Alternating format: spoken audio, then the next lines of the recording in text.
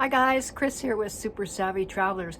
Welcome to part 3 on property types in Italy, and today we're going to go over the final type of property, which is the modern apartment, which can be a very good option for people who don't want a lot of the hassle of renovating or these other things, and maintenance too. I mean, it can be a much nicer, more comfortable living.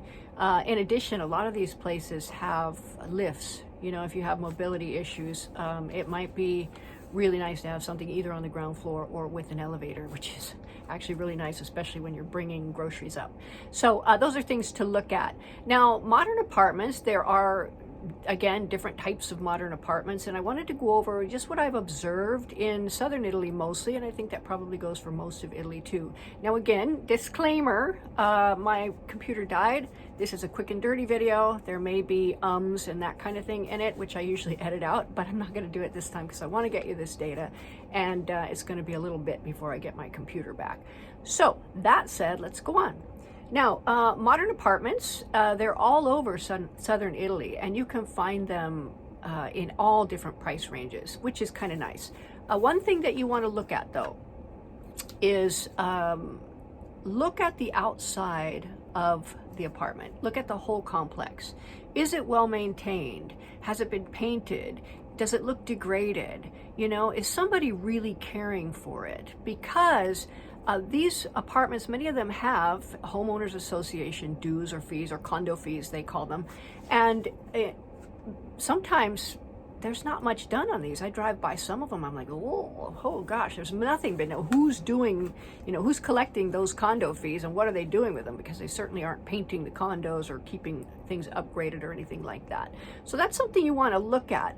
Now, we have an apartment in Praia Mare that we ran out on Airbnb, and we actually just love it. It's beautiful. It doesn't have homeowners association fees or condo fees or anything like that. What happens is, if you're going to do some work on the outside, you do your unit, and then our neighbor, who's a beautiful man, just retired, and he's been doing a lot of upgrades. He's like, hey, I've got the guys here and they got the scaffold up.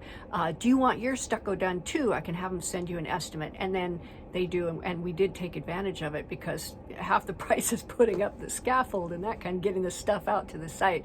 So it's a beautiful thing where all the neighbors kind of get together and go, what do we need to do? We need to do this. Okay, good. How are we going to do it? Let's do it. And you do have some say. If you don't want your stucco done, you don't have to get your stucco done. But most of us did, and the place looks really nice. So that's a really, an example of a really nice way it turned out. Now, the HOAs, you have to find out, how are the repairs handling? What do they cover? What don't they cover? If you're on the top floor, are you responsible for the roof? That's something that you want to find out. I don't know how that goes, but that's a question you need to ask your realtor, and he needs to get that answered for you.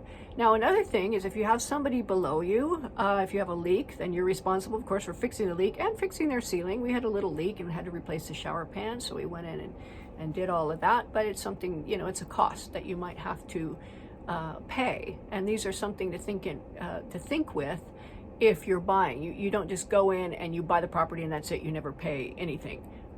Be prepared for regular maintenance and upkeep on the thing, and sometimes it's a little pricey, but way cheaper than in the States. Like, you get your house painted or restuccoed or whatever, it's really pretty inexpensive.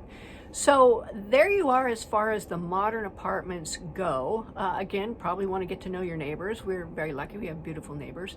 Yeah, so that's kind of all I have. The modern apartments are a really good fit. They're very inexpensive. Even in the middle of Scalea, you can find them for like anywhere from 30 to like 60,000, depending on size, or even 100,000, depending. I mean, some of them are massive, right? So it's a good option. It's already structurally done.